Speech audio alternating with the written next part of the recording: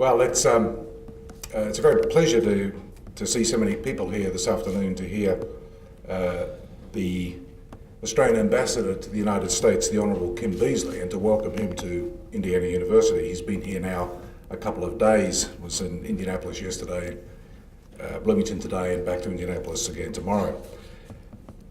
It's a particular pleasure, as I'm sure no one here knows, I'm Australian by birth as well. And it's a particular pleasure to welcome the Ambassador.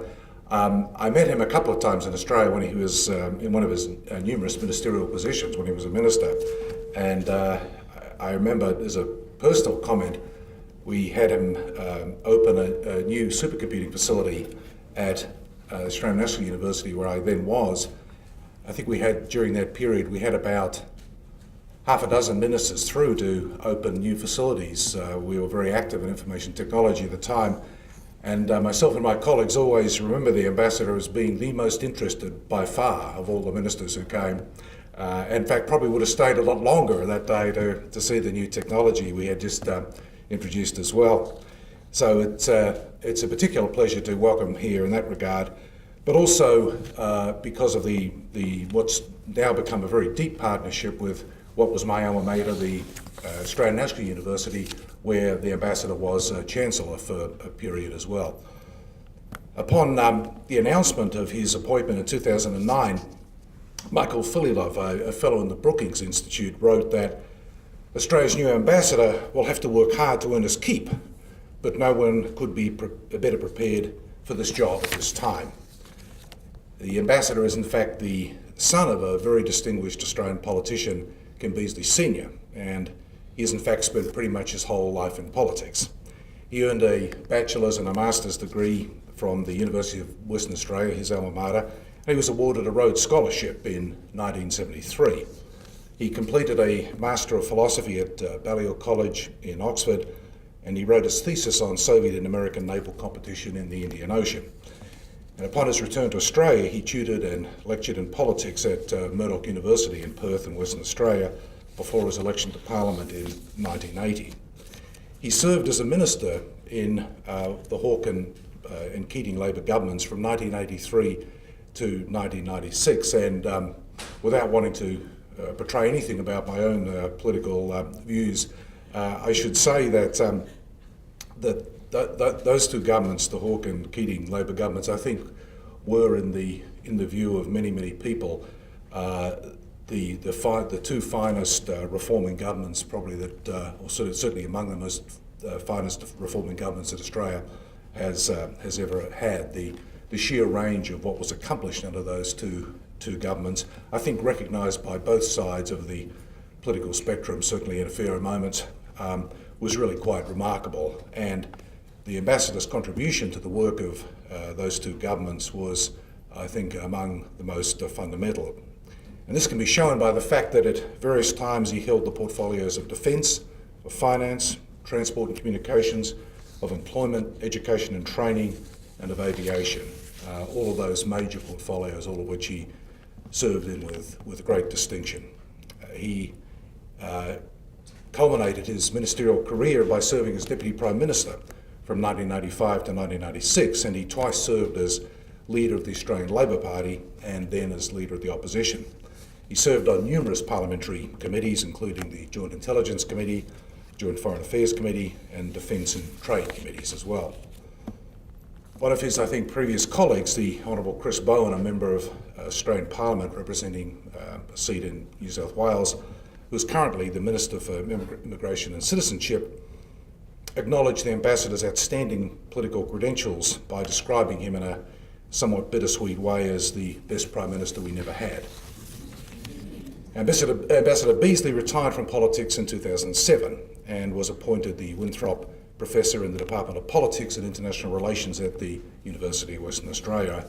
You may say something about it, but my understanding was he went back to write a magnum opus on the Australian Armed Forces in the Pacific in the Second World War, which is unfortunately going to be delayed for a period while he finishes his ambassadorial duties here. And in 2008, he was appointed the Chancellor, that's roughly equivalent to the Chair of the Board of Trustees of the Australian National University, as I said, my alma mater, and a position he held until December of 2009. In 2009, he was awarded the Companion of the Order of Australia for his services in the Australian Parliament, with special recognition of his contributions related to defence policy, international relations, advocacy for Indigenous people, and many other areas. And this is the highest civilian award given in Australia and is roughly equivalent to the Presidential Medal of Freedom in this country as well. In February of 2010, the ambassador began his service here as the Australian ambassador to the United States of America.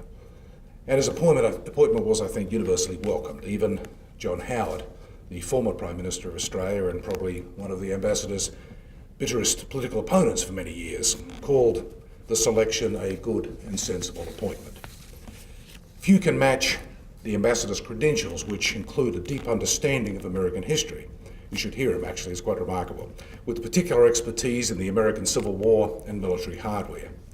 And Larry Irving, now head of Global Government Affairs at Hewlett-Packard, said that in 3 hours over dinner with Kim Beazley, I learned more on US military history than in 4 years of a political science major at Northwestern University. Of course, there are some of us in this room who think that's a comment on Northwestern too, of course. What makes this more stunning is that Irving had been a senior member of the Clinton administration as well. The ambassador's credentials also include being on a first-name basis with Washington insiders and having long-standing friendships with the likes of Tony Blair, and he was at Oxford with Tony Blair, Caspar Weinberger, Dick Cheney, and many others over the years.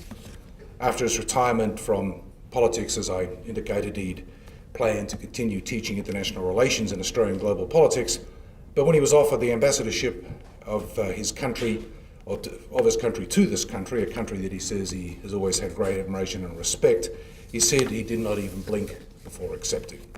So, Ambassador Beazley, we at Indiana University feel a similar admiration and respect as we welcome you here this afternoon. So would you please join me in welcoming Ambassador Beazley.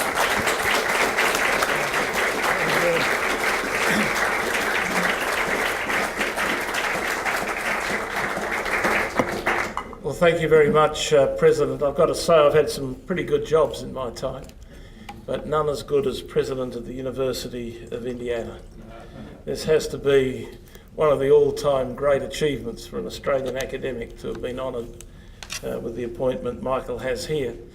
And it's lovely too to be here in the presence of an icon of American politics in Congressman Lee Hamilton. You're very lucky to get him on his return from Washington after so many years of service, and I'd love to do the congressional course that he would be putting in place here. It will be an absolute ripper, and I would confidently recommend it to you all. I was invited to speak here about Asian Pacific affairs and Australian relations with the United States in the context of it, and I want to sort of get it over in about 20 minutes, 25 minutes, so you've got a little bit of a chance to ask a few questions before we go next door for reception. Very hard to cover it in that period of time. And I tried to work out some way of getting in context the relationship that Australia has with the United States and to point the significance of it out to you. Not easy to do. We're a very small power. We're a very small power, however, in a vital geopolitical position. I like to say to folk that when we ask, well, what it's like, is it like for us to be allied to Australia? I says, well, it's like you're allied to Texas. But with the Texans spread across an area the size of the United States. Most think that that's about a sufficient separation for them. So, but nevertheless, it's a challenge. It's a challenge for Texas to defend the United States. Texas could not defend the United States. Therefore, Texas would need allies, and so does Australia. So that puts it in context for us, but what about for you? When I became ambassador, I noticed several things. I'd been previously Defence Minister. I was Australia's last Cold War Defence Minister. And I thought I knew intimately the character of the relationship between Australia and the United States at that point. And it was deep, and it was important, at least it was important to us.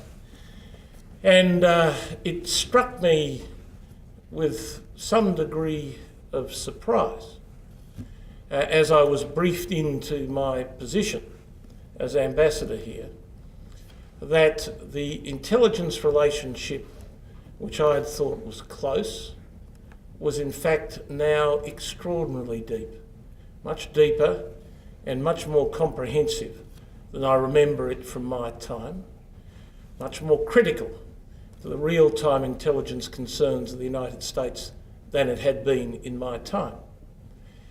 And then I looked at the economic collaboration. I'd assumed always that there was a close economic relationship between Australia and the United States.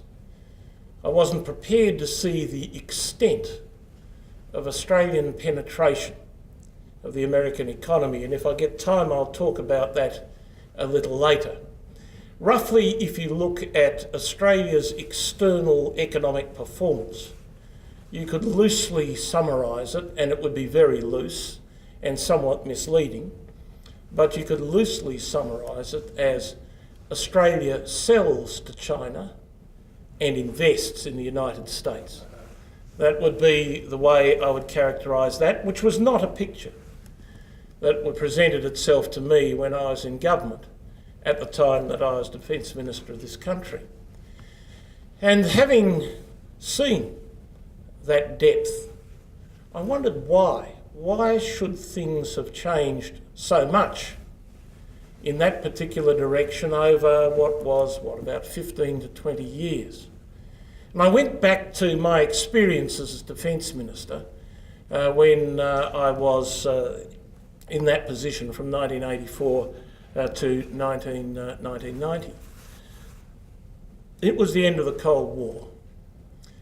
For a country like Australia operating in Southeast Asia, the relevant American statement on defence matters was Nixon's Guam Doctrine of 1969, in which Nixon effectively said that in areas not focal to American strategic interests, the United States with its allies would be like God. They would help those who help themselves.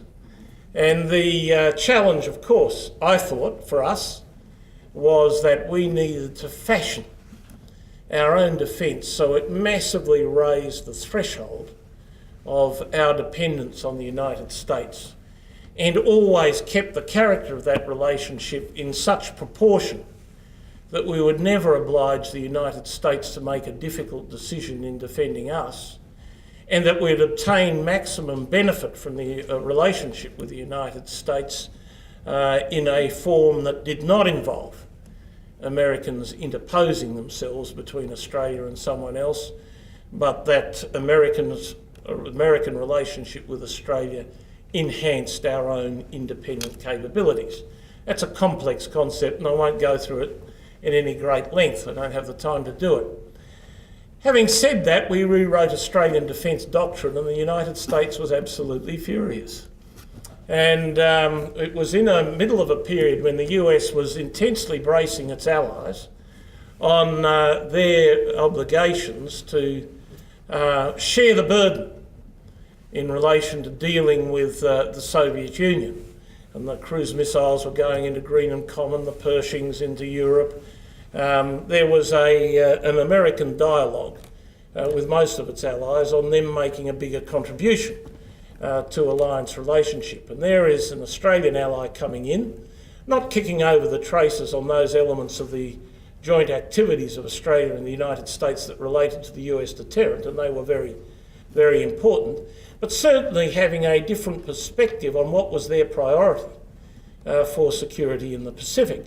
We put forward a self-reliant defence strategy, and we argued the toss in the Presidio in San Francisco.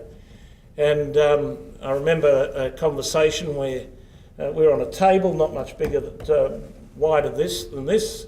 Myself and an Australian official were on one side of it, and Cap Weinberger and Richard Armitage were on the other, and we basically screamed at each other for a couple of hours. So much so that at the end of it, an official, Ed Rowney, who was his military secretary, came in and said, "Gentlemen, you can be heard 3 corridors away. It is time for you to come to the barbecue." which I responded, I thought we were already there. But at the end of it, Cap Weinberger said, yeah, well, what are you going to put in your white paper at the end of it? We now see what you're determined to do in your military strategy. And I said, well, we're going to make clear that we support the alliance relationship. We're going to keep the joint facilities intact, that even though our force is structured around a defence of Australia's approaches, the areas covered in that is 10% of the Earth's surface, so they're pretty capable ships and aircraft and pretty mobile ground forces, so that if trouble breaks out somewhere else, it will be open to an Australian government to draw down from this capacity to assist the United States. And he said, you're going to say that in the white paper? I said, yes, we will. And they said, well, we have no further argument. Now, over the years, I wondered why there was such a level of tolerance when the United States would by no means have been as tolerant. Germans or British or others who were making determinations and the way in which we were making those determinations. And it finally struck me like a silver bullet. Beyond the things that we provided for the American strategic deterrent, which in fact were not on the table in regard to this discussion, we were irrelevant. We were completely irrelevant, and we lived in an irrelevant part of the world. The Southeast Asian zone had no importance to the United States at all. And the Cold War's critical nodes were North Asia and Europe, and maybe the Middle East, depending on circumstances. Southeast Asia did not feature at all. So if the Australians wanted to go their own way, think their own thoughts about the character of relations in Southeast Asia, well, that could be pesky, might not agree with the views of American officials, but what did it matter? And why pick a fight with the Australians when no fight was necessary? So that was intriguing. But what do I find when I become ambassador here? Just something completely the opposite. Because the world has shifted away from the Cold War paradigm to a new focal point in international politics. And that is the principal component, locomotive and driver of the international political system of today is the Asia-Pacific Economic Zone. So Australia has moved from being in a strategic backwater to being the anchor of the Western Alliance in the southern tier of the main part of the global political system. So all of a sudden, from being geopolitically irrelevant but politically nice, we've moved to being geopolitically relevant, and we need to be politically nice. It's a really big paradigm shift for Australia.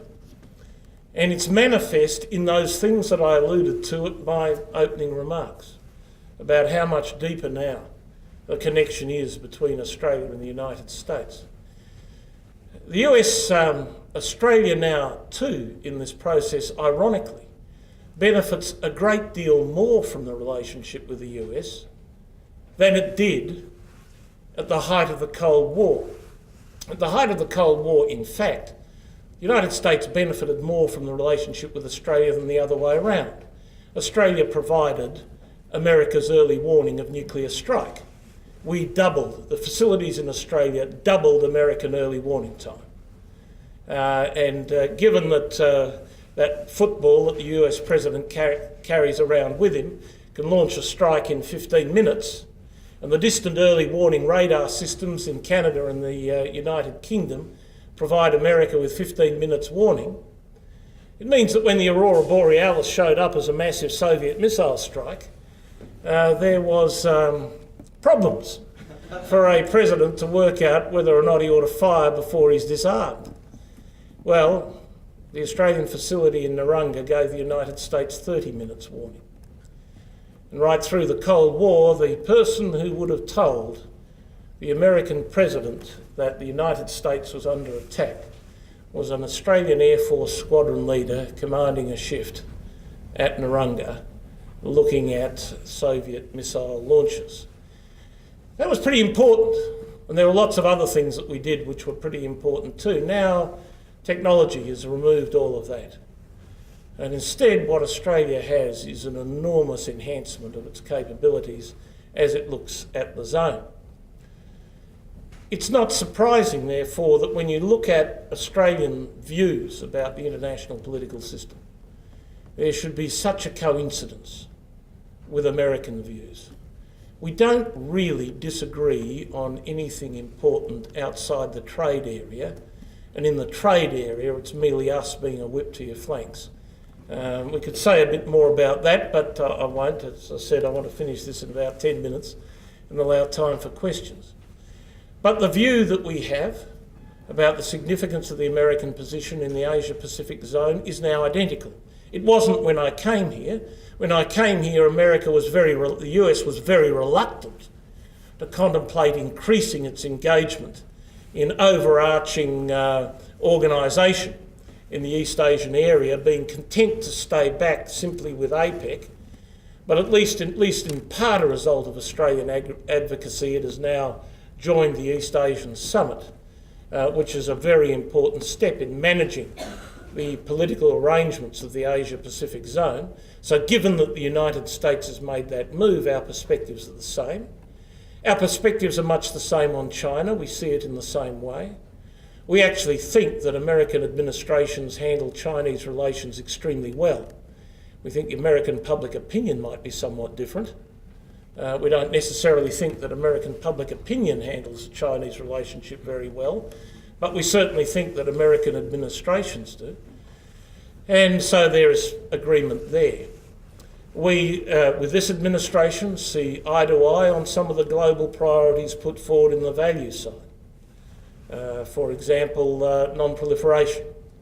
We agree completely with the United States on nonproliferation and enormously supportive both in relation to North Korea and Iran on those fronts.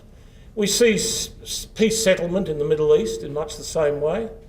We view the struggle with international terror through much the same eyes. We are heavily engaged in Afghanistan from the Australian point of view, and we are operating in Afghanistan essentially without timetables. Doesn't apply to all elements of the Australian force, but we assume that we'll be there until the United States decides to leave. So we have all these points of identity with the United States. So where do we differ, as I said, aside from trade? Well, we differ in priority. We see that the United States in the Asia-Pacific region confronts the sunny uplands. Exclude Burma and North Korea from the calculation, and the worst that the United States confronts in the zone, the Asia-Pacific zone, this critical zone, is a quizzical position from China. A Chinese concern to get absolutely right in terms of its own interests, where it sees the point at which the Americans exercise power. Quizzical elements about whether or not the relationship, the economic relationship with the United States is right. But an absolute certainty in their minds that Chinese prosperity is heavily dependent upon a good relationship with the United States, and that by and large, give or take the odd tweak, the American strategic presence, at least at this point of time in the Asia-Pacific zone, is also in China's interests and causes a few questions not to be asked and answered wrongly that might occur should the United States presence be withdrawn. Well, that's the worst that the United States confronts in the region, and you can proceed through all the other countries in the zone till you get to countries like us where there is undying love. Well, that is not a bad spread of opinion, given the American desire always to be regarded with affection and puzzlement. While that is not the case, there you are, that's good. That is caution through to love. And I think most people, even in a singular relationship, can live with that. In fact, most of us do. And that is constitutes from the point of view of anyone's description of the international political system as the sunny uplands. But of course, the United States' priority is not there. That's where our priority is. The United States' priority is staring into the dark abyss. The dark abyss, of course, is replicated in a serial rolling crisis through the Middle East to West Asia. And the immense preoccupation in the mind of American statespersons is that relationship with the Afghanistan-Pakistan border, and problems with the possibility of proliferation in Iran, a resolution of the crisis on Palestine. Now, a question mark over leadership through most of the Arab world. As you'd be aware, Friedrich Nietzsche said that if you stare into the abyss long enough, the abyss will stare into you. And I think from the Australian point of view, when we look at how the Americans prioritise, we would say by now the abyss is staring well and truly into the minds, hearts and souls of the United States. And that is, of course, not where we would like you to be. Mind you, we have views on it to ourselves, and we are there as well in different ways in a number of those situations. But that is always going to be the case that when an American president has troops in the field, that's where his heart's going to be. His or her heart will be with those troops. So it's natural that that should be the preoccupation. So what would our advice be to the United States? Well, if you can get your hand off that tar baby, which has got you stuck every time there is a change in position on it, and refocus on the Middle East, on the Far East, then things will be that much better for you. And of course, we have a very particular interest in one feature of this at the moment, in which you have been kind enough to consult us, and that is the forced posture review that you're going through.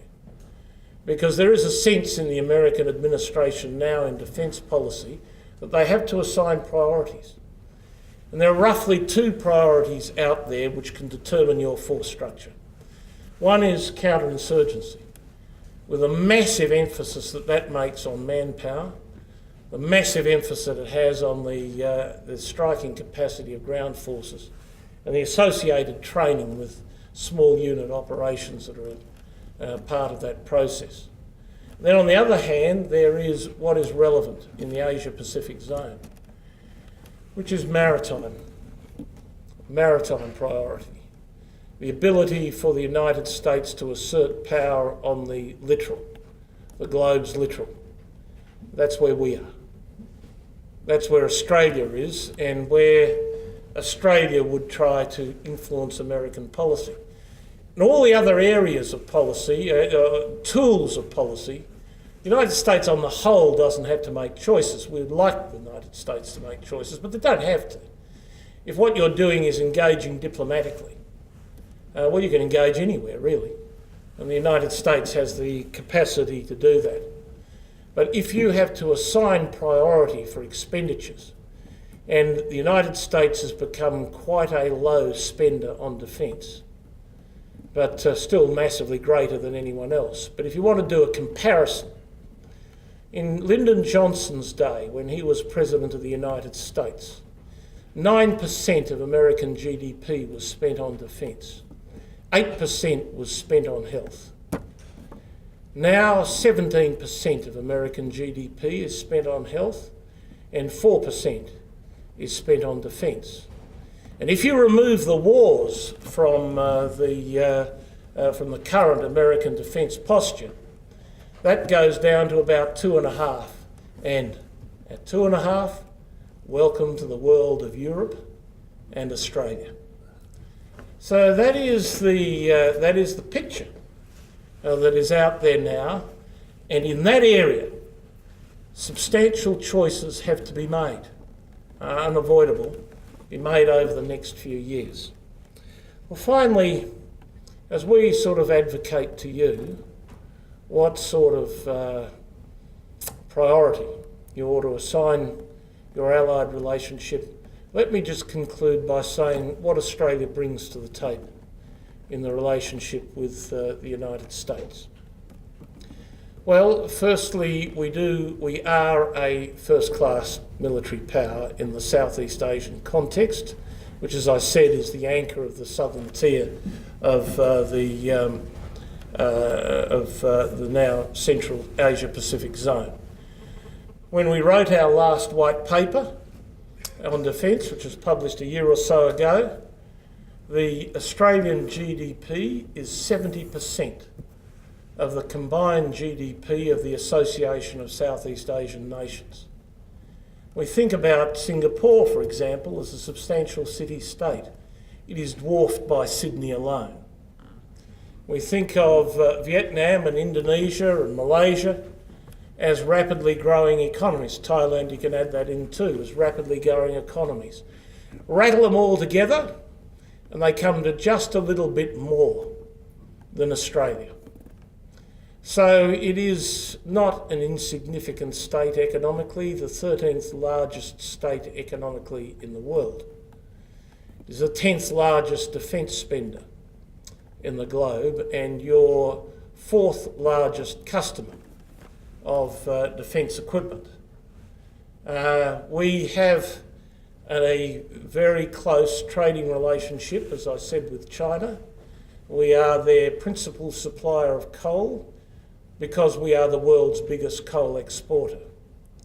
We are their principal supplier of iron ore, and we are the world's biggest iron ore exporter. We are, for much of the world, a supplier of uranium. I'm not sure what's going to happen now in that regard, but we are the world's biggest supplier of uranium.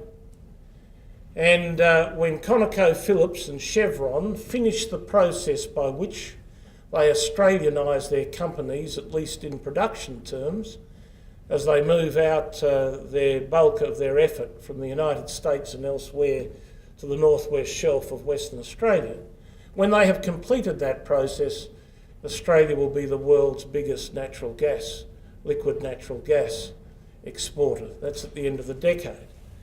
When it comes to investment, we have the 4th largest sum of funds under management at 1.7 trillion.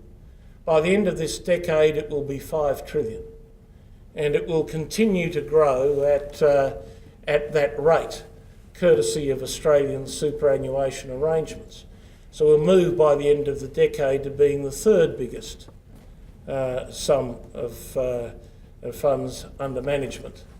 So that's important economically, but more important is this, and that is we can't invest that money in Australia. So of all the new money coming into Australian superannuation funds, 55% of it is invested overseas and only 45% domestically. And that is growing. It's not closing, that is growing. So, and where is it being invested? Well, the answer's here. There are now 9,000 Australian companies operating in the United States. Some of them have a big degree of focus, like Westfields is the United States' biggest shopping centre owner. Boral is the United States' biggest brick producer. They're both Australian companies. We now have 2 banks in the top 20 American banks. One of the biggest drillers in the Gulf of ill fame is BHP, which is the world's 10th largest company and one of the biggest energy companies now operating in the United States. And BHP Energy is headquartered in Houston, where the American manager of that division says, I've spent a lot of time this year trying to demonstrate to the American people that there is an H between the B and the P. And so this is a no mean power. And in those 9,000 Australian companies, of course, they're investing in high technology industry in the United States. I've just mentioned the big ones. Most of them are small and medium-sized enterprises because this is the home. This is where global capitalism is driven from. We can already see the next phase of the reinvention of American capitalism. It's taking place now in the revived Silicon Valley, which is now going gangbusters, back to as good as it has ever been. And as soon as the technologies emerging from Silicon Valley, particularly the nanotechnologies, applied across American industry, and American industry is going to surge again. So this is the place to be. And as an indication of how good those Australian companies are and how high tech they are, the average pay of the American workers in those companies is $80,000 a year. So that gives a pretty fair indication that they must be high technology companies. Well, all that money that Australia's got to invest, they cannot invest it in new technologies because it's all super funds. And they have prudential requirements on them that mean they cannot risk capital. And so anyone who's got a good invention in Australia comes to the United States. They invests his or her funds in demonstrating the commercial viability of the product that they've invented, float, list themselves, and then the superannuation companies, funds, can move in to take a position in their ownership, but not until they've proved themselves here. So there you are. That's our perspective on what we think is important in our relations with the United States and why we think that's an important set of considerations as Americans consider their policies in the Asia-Pacific zone. I'll leave it at that and see if you've got any questions.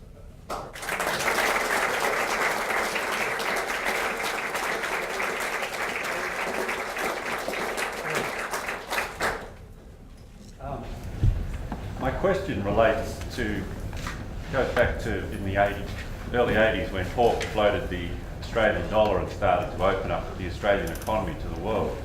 The result of that, as I perceive it, is our standard of living has gone down while we've tried to become more economically relevant to the rest of the world. Now, economics rules today. It was only last week that for Libya, Obama said he wasn't going to spend another $1 trillion. In other words, I perceive that economics is what's going to drive everything in the future. My question is, why was it outside influences that dictated the Labor government taking the view of wanting to be more economically relevant? Or, in other words, why did Australia have that need? No, we changed policy, and I don't agree with you on the stats on income.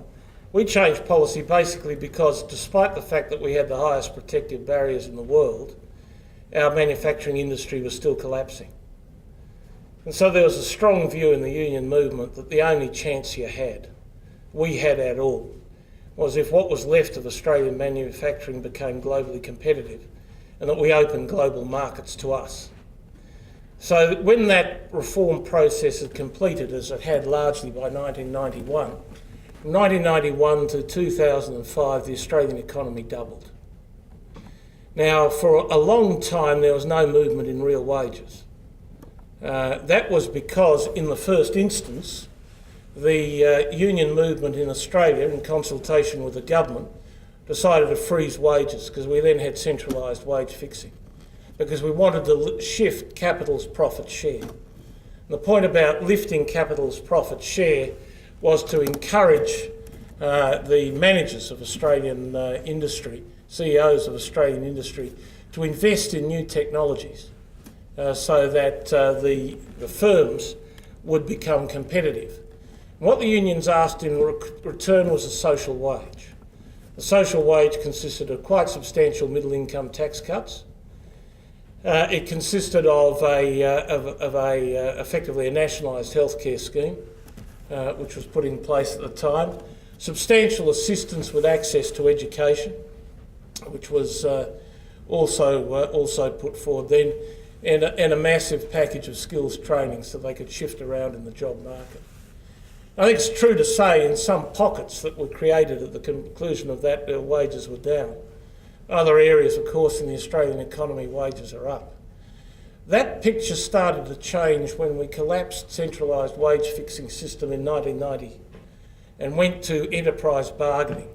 And then you started to get rises in real wages. So unlike the United States, since about 1992-93, there's been substantial rises in real wages in Australia. Now, that's sectoral and it's also regional. So you wouldn't necessarily see, say, for argument's sake, in all parts of Melbourne that would be occurring. But when you go to my home state of Western Australia, wages have become absurd. So for an electrician in the mining industries, the worst you'll do is about $300,000 a year, and the best you'll do is about $500,000. And that's if you are a professor, for example, and you're on base pay for a professor, as I have occasion to know, you're on $135,000 a year. But if you are a plumber in Perth, you're on about 170. So there's there's quite a substantial, but floating the dollar, doing all that sort of thing, did actually destroy uniformity in the picture of Australian wages. It wasn't so much the floating of the dollar that did that, but the abandonment of centralised wage fixing. Because basically what used to happen, as you know, was there'd be a metal trades award every year or two. On the basis of the metal trades award, all the other awards would move and payments would move, and there'd be no differentials essentially between people employed in any particular area. But once we changed what we did on the protection front, that was inevitable. But a lot of people think that we acted before there was any damage done to the Australian manufacturing industry. It's not right. In the recession of 83-84, Australian manufacturing jobs collapsed by 200,000. And that had absolutely nothing to do with floating dollars or anything else. It was that we'd finally met the limits of the Australian market and what it was capable of sustaining. And we had no choice but to go global. Yeah. When Kevin Rudd was Prime Minister not that long ago, he took a trip to China and spoke to a group of Chinese students, a little like you're doing at the moment. And people were very surprised to hear him take the Chinese government to task in rather open terms. It was seen as a departure from the previous Howard position. Are we right to assume that the Gillard government is going to continue that sort of line in broad brush strokes? But more importantly, is this something that we're discussing that the Australian government is discussing with the US government, and is it one of the aspects that you said when you said that Australia and the US see eye to eye on China? Yeah, we do. Of course, that's nuanced all the time. You know, when you look at the general strategic concerns, yes, we see eye to eye. When it comes to day-to-day business, we'll have our views and the Americans will have theirs. Things are shifting in that front, I might say. We find it less and less easy to get access to the Chinese government now than we have in the past, and that is because the Chinese have become, in the relevant areas of their bureaucracy, so massively preoccupied with the Americans.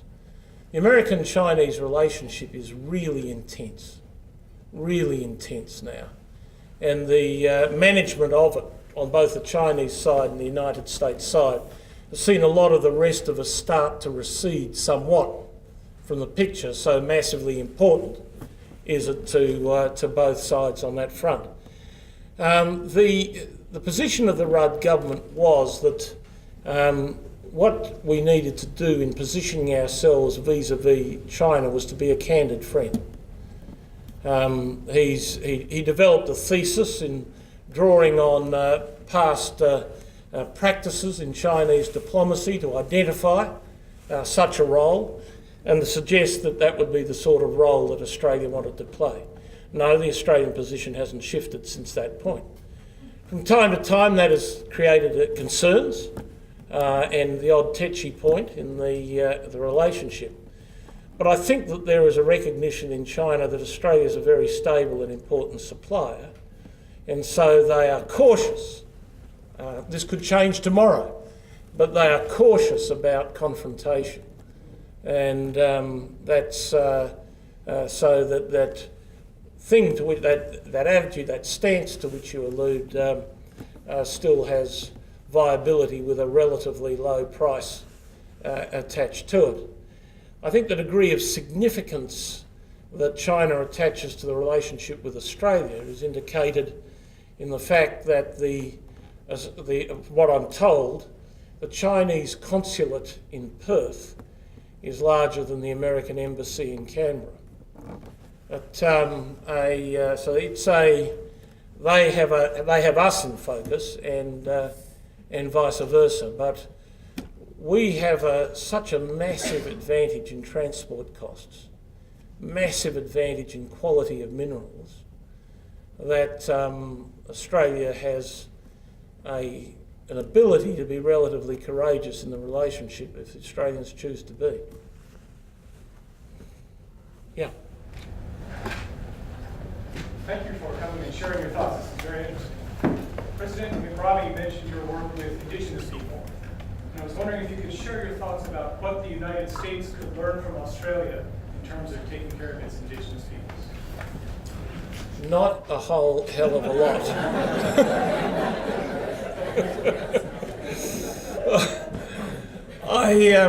In fact, if you give me, what was it that Eisenhower once said of Nixon, give me a day or two, and I might be able to think of something to suggest to you on that front. We have a long way to go. We have started to fix things somewhat. But the Americans aren't particularly proud of their relationship with Native Americans, and we are not particularly proud of ours with Indigenous people. Things have started to change and shift in Australia. I think it'd be fair to say that Australian Indigenous have a lot of respect for Native Americans. And they tend to see Native Americans as very forward-leaning. And there's quite a lot of communication between our Indigenous communities and the Americans, though they are two totally different types of people. The Australian Indigenous are the oldest people on earth, our oldest continuing civilisations, and their view of the world and their view of each other is just different from anyone else's, and their knowledge of at least their own areas is just much more intense than knowledge anyone else has. Most of the American Indigenous people have been knocked off their land, and the land that they hold is essentially land that was assigned to them and then made part of their national territory. But very few, I don't think any, American Indigenous people are connected to lands that were theirs historically before European settlement. That's not actually true in Australia. In Australia there is a portion, not a majority, but a portion of the Indigenous population that remains in areas where white settlement was minimal. And they essentially maintain that communication, and the extension by the High Court of Common Law rights to their land claims gives them some chance of re-establishing themselves in their timed historical position. But there are different fashions and ways in which those relationships be conducted, but I have to say, looking back over it, well, now, and particularly in the last 20 years, the intentions have been good, and that's a change. That's a very big change. In the last 25 years, the intentions have been good. We just haven't got it right. Now, so I don't think I would go anywhere on earth and say of the things that you could learn from Australia, learn this. If you've got an idea about what we might do better, that would be good. Yeah.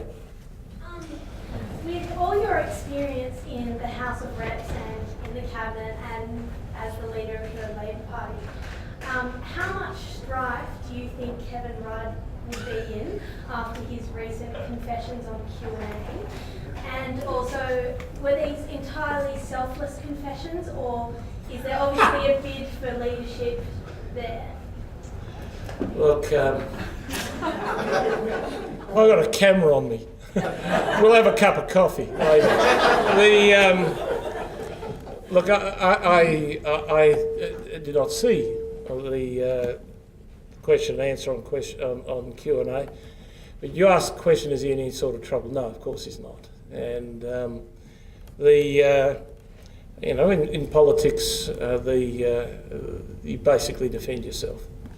And he's, of course, going to defend his record. If he comes for questioning, you don't get up there and say, you know, my record sucks, or my record was terrific, but you know, there are a few errors here and there. I mean, you might do a bit of that. So I think that he will, like most of us, who have built up a historical record, including myself, spend a great deal of time defending ourselves. And I think we can all safely do that without having it reasonably interpreted as a product of some nefarious plot on our behalf against somebody else.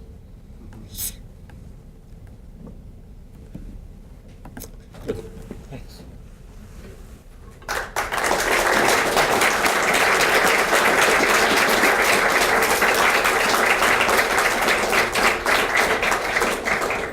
And if I could just invite people to join us for tea and coffee just out at the back there, Brown? Yeah, right. So thank you again, Ambassador Beazley.